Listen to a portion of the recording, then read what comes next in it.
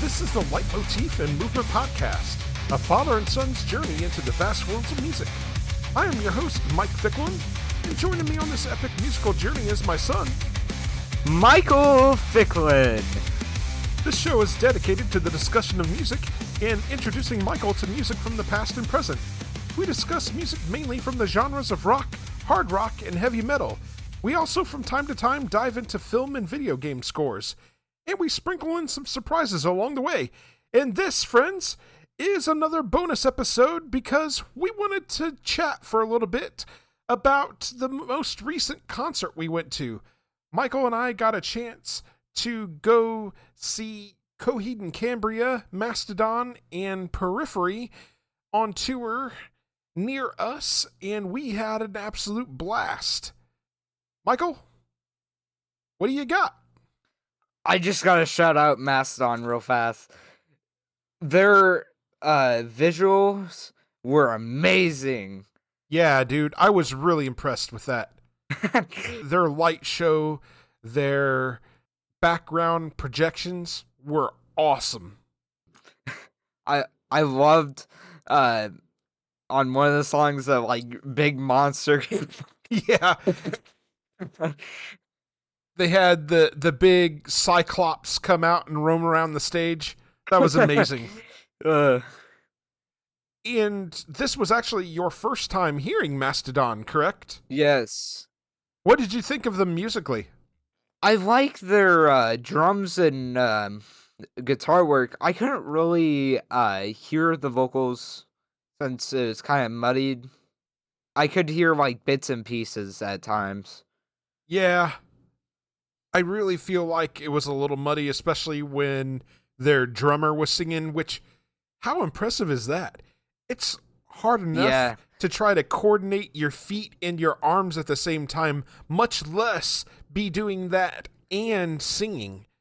Lead vocals. Wow. Crazy stuff. Wowzers. I thought Mastodon played a really good set. I've liked Mastodon for a really long time. I got in with them on their second full length, which was titled Leviathan, and I've kind of been with them ever since. This was actually my first time seeing them live, and I'm kind of disappointed I didn't get to see them with the original lineup. Of course, they are down a member. Brent Hines is no longer in the band. Kind of disappointing that we didn't get to see them with the original lineup. But, I thought they did a phenomenal job, even without having Brent in the band.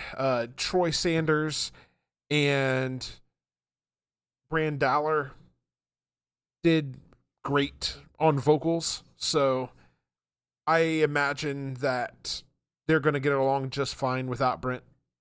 Mm-hmm.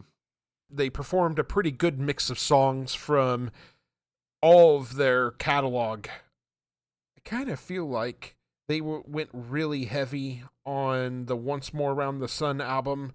I think they had 3 songs from that. And they had 3 songs from The Hunter. So I'm guessing that that's probably some of their more popular stuff. I don't, alas, listen to them as much as I listen to some other bands, but I still walked away thoroughly impressed. They were amazing. They put on a great set. When Michael and I got to the venue, we got to our seats and we're literally sitting right next to the sound booth. And Michael and I chose to wear t-shirts for Periphery. And Periphery's sound guy saw us sitting there in our Periphery shirts, and he came up and handed us a couple of guitar picks and said that he was giving them out to anybody he saw wearing a Periphery shirt, which I thought was amazing. That was awesome. Big thanks to him. Yes. Also, Periphery did pretty good. Yeah. The last time I saw Periphery open, they played 4 songs. And, to be fair, most opening bands typically only get about 30 minutes. Periphery decides that they're going to come out and play the longest song in their catalog to open up the 15 minutes, set. by the way. Yeah. They come out and played Reptile. They played Reptile as the opening song the first time I saw them as an opening act also. So Did they? that chews up like half their set time. So did the last time we see them play, didn't they open with Reptile? Then? I can't remember. You might remember better than I. I don't remember for sure. I know they played a wide variety. They did, and it wasn't nearly as wide of a variety this time. Yeah. Just not enough time on the set list. Yeah. That's kind of the thing of when you're in a band that plays these longer songs. You play less songs because they're so long. They did pretty good job on Reptile. I like how Spencer changes it up live. He changes his vocals and stuff, and adds things. I just find that cool. Yeah, sometimes it feels like he's ad-libbing, kind of changing the vocal melody kind of subtly on the fly. I love it when a band does that, kind of experiments with a song, make it sound a little bit differently than what you hear on the record. I think for them, it kind of keeps things interesting. I gotta imagine going out there and playing the same songs over and over and over again on long tours probably gets tedious. So you want to do something that kind of keeps you on your toes and, it keeps it interesting for you. Periphery played Reptile, which comes from P4. They played Wildfire and Atropos from P5. Those are pretty much the same songs I saw them play the first time I saw them when they opened for Under Oath. And Where's My Wax Wings? There was only one other song they played, which was Marigold, and I'm kind of surprised they didn't play that this time around either. That caught me off guard. That they didn't play Marigold? Yeah. I will say, I kind of feel bad for them, because it seemed like they kept trying to get a pit going, and the crowd really wasn't into doing that, and it was kind of a bummer, because Periphery is fantastic. Nobody was drunk enough for it yet. It's not a matter of being drunk. It's more about the fact that they're the opening act, and nobody wants to burn out all of their energy on the opening act. Again, it's a shame, because Periphery is a phenomenal band. They do fantastic live. Spencer has charisma out the ass. And I am always impressed with the 3 guitarists in the band. Misha, Mark, and Jake. They're on point. Every time I've seen them, they've been absolutely on point. They're phenomenal live. And also, I gotta give a tip of the hat to Matt, their drummer, especially playing a long song like Reptile, in doing so flawlessly. Very impressive. Where's My Wax Wings? Right? Although Spencer did say the last time we saw them that he probably wasn't going to be playing that anymore, which it's a real shame, because he nailed it live. Michael, what did you think about Coheed? Holy. I just gotta give a, it was just amazing. They had the crowd singing. I say my favorite song they played was In Keeping Secrets. That was probably the best thing I've seen from any crowd. Yeah, a hot minute. The crowd was outstanding while Coheed and Cambria were on stage. Lots of singing along, especially on the big anthems like In Keeping Secrets, or even when they did Everything Evil, A Favor House Atlantic, Welcome Home. All of those songs got big sing-alongs from the crowd. I was singing along to the songs I knew, like Goodbye Sunshine, In Keeping Secrets, also Blind Sign, Sonny, Searching for Sonny? Tomorrow, Sonny. Ah! I can't speak. That was really the only songs I knew, which I love. After, on the way up there, on the way to the back, the only thing I played was Coheed and Cambria.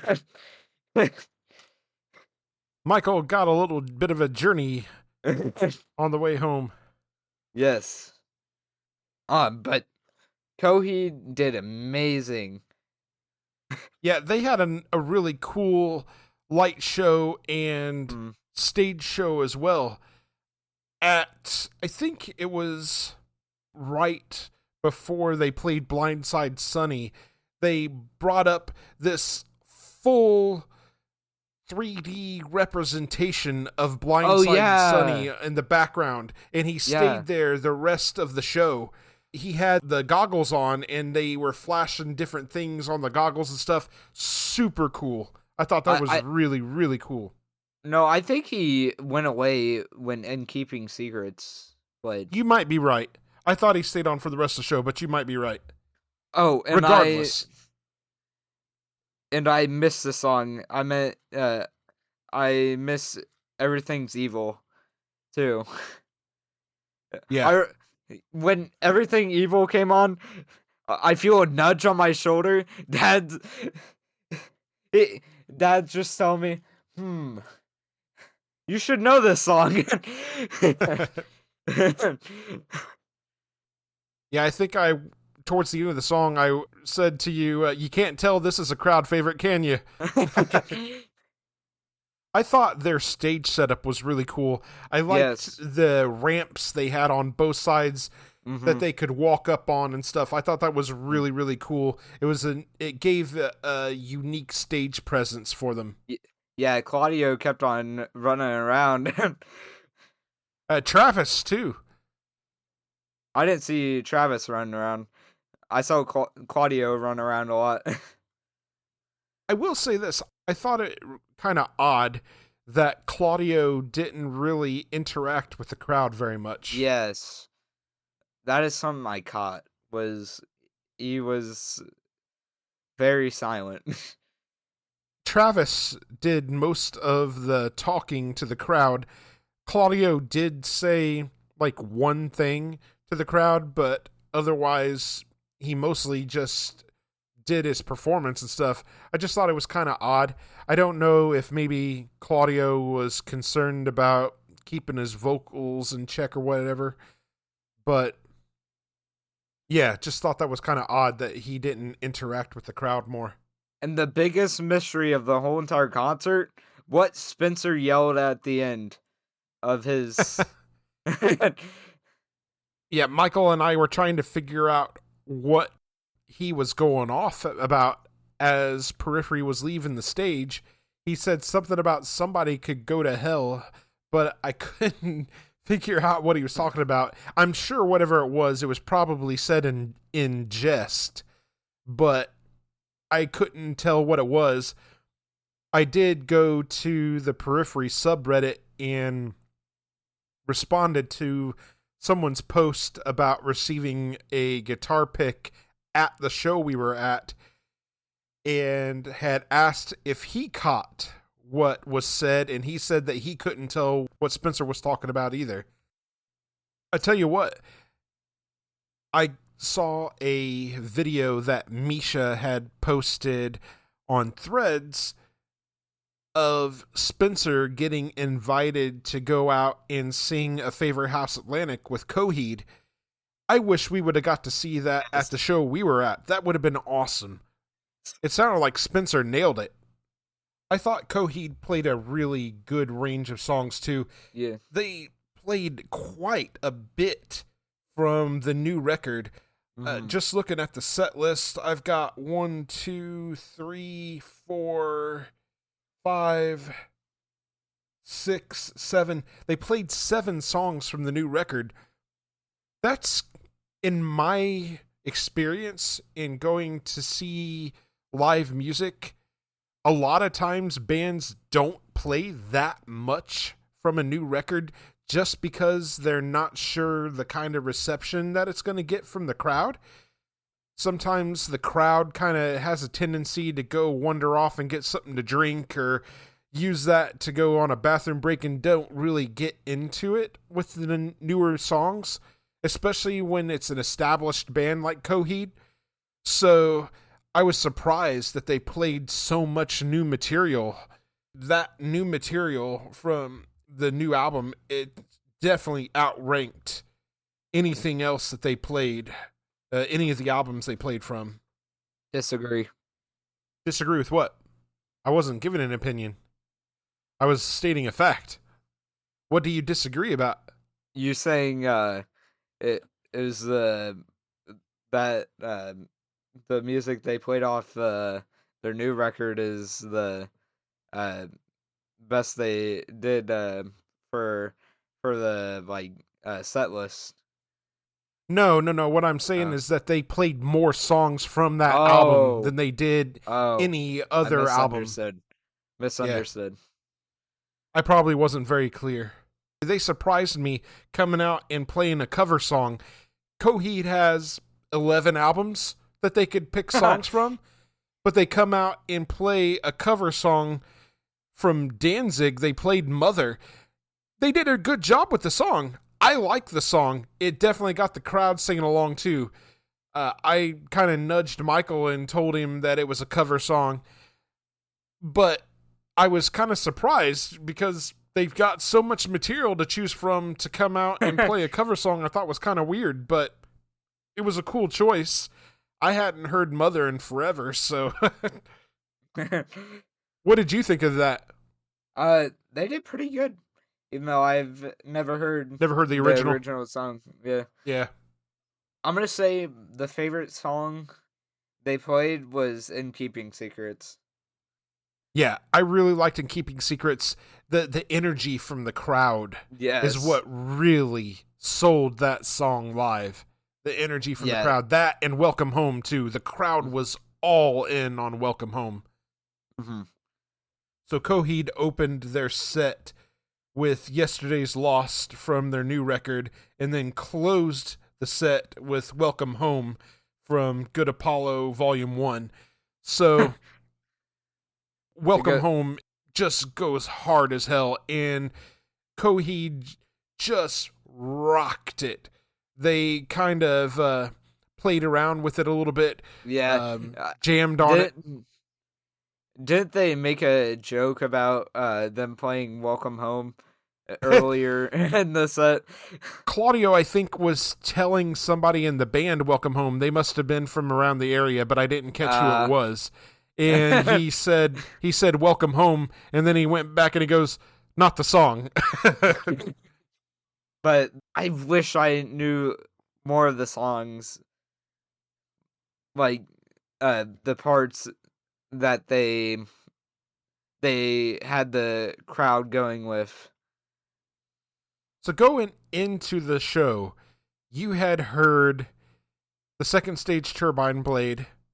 You had heard the new record, but you had not heard In Keeping Secrets, the entire record In Keeping Secrets, right? You didn't hear that the whole record until we went home.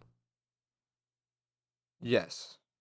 So you only knew the new stuff, and you knew Second Stage Turbine Blade. So you knew everything evil when they played that. Yes. Yeah. I knew a good lot of the set. I knew 8 out of 1, 2, 3, 4, 5, 6, 7, 8, 9, 10, 11, 12, 13, 14, 15, 16. I knew about half of it. Yeah, not too bad. And they made a fan out of you. Michael said that he ended up creating a big playlist with all 11 of their records on it. So, yes.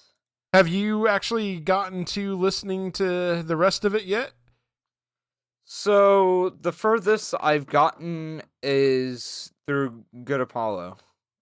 Okay. And did you like Good Apollo? Yes. I can't wait to actually talk to you about some of these other records in their catalog. There's some fun stuff on Good Apollo. Mm-hmm. It would be a very interesting talk if we do talk about Good Apollo, just mainly because of Welcome Home. Oh, I do want to mention real quickly about Mastodon. They closed their set with Blood and Thunder from Leviathan, and that did get the crowd going. They had a pretty good pit going on for that. They both Mastodon and Coheed had a couple of pits going. Yeah, I was trying to remember what Coheed songs they got the pit going on. I know they definitely got an Encaping Secrets. It looked like they might have gotten one going on Welcome Home also. They may have gotten one maybe for Goodbye Sunshine. It's not a very hard song. I don't know. You might be right. Some of the finer details I'm missing. I may have known more songs than I actually thought. Wait, I need to do a recounting. I didn't do a miscount. I got 8 again. Okay. Let's make sure. Real quickly, I wanted to touch on the merch booth for the bands. That was the first thing we saw when we walked into the actual auditorium where the show was being held at. And I didn't much care for the designs for Periphery shirts, and neither did Michael, so we slid over into the Coheed and Cambria line, and we did like some of their shirts. And something that I saw that I wish I had a little bit of extra cash for is they had copies of all of the graphic novels for the Second Stage Turbine Blade, Encaping Secrets, Good Apollo 1, and No World for Tomorrow, and they were all autographed by Claudio. I wish I had some extra money. I would have threw down for those. They were all in hardback. Would have loved to have had those. Yeah, I had my eyes just fixated on those. If I had had the extra cash, I definitely would have got them. They weren't terribly expensive. I want to say they were like $40 a pop. That's not bad. They're not bad at all. I think one was 30. You might be right, but I think that was for one of the Vaxis books. It wasn't the graphic novel. I think it was for one of the Vaxis ones. Yeah. Michael, anything else you want to say before we wrap this up? Great show. Great performance from everybody. I would gladly see every single one of those bands again. Especially Coheed. Yeah, absolutely. I'm so glad you ended up liking Mastodon and Coheed. I know that you haven't really dug into the Mastodon catalog yet, but I know you're digging into the Coheed catalog. We will definitely be talking more about those guys. All right, with that said, we want to hear from you. We will read your emails and messages on the show. We have only one request. Keep them clean. There are several ways to contact us. You can email us at lightmovepod@gmail.com. You can also reach us on several social media platforms such as Facebook, Blue Sky, Instagram, and Threads. Details on how to connect with us are in the show notes. We are part of the SPDM Crew Podcast Network. Check out all of the podcasts on the network by visiting spdmcrew.com. If you like the show, subscribe to us on your favorite podcasting platform and share with your friends and family.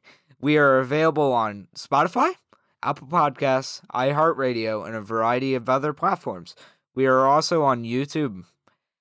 Can't find us on your chosen platform? Shoot us a message and let us know.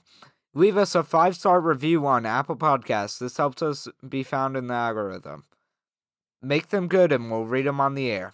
Are you in a band and you'd like for us to check you out and possibly drop a recommendation on the show? Shoot us a message. We'd love to check you out and give you a shout. We'd like to thank you very much for listening to the Leitmotif and Movement Podcast. Take care and enjoy music.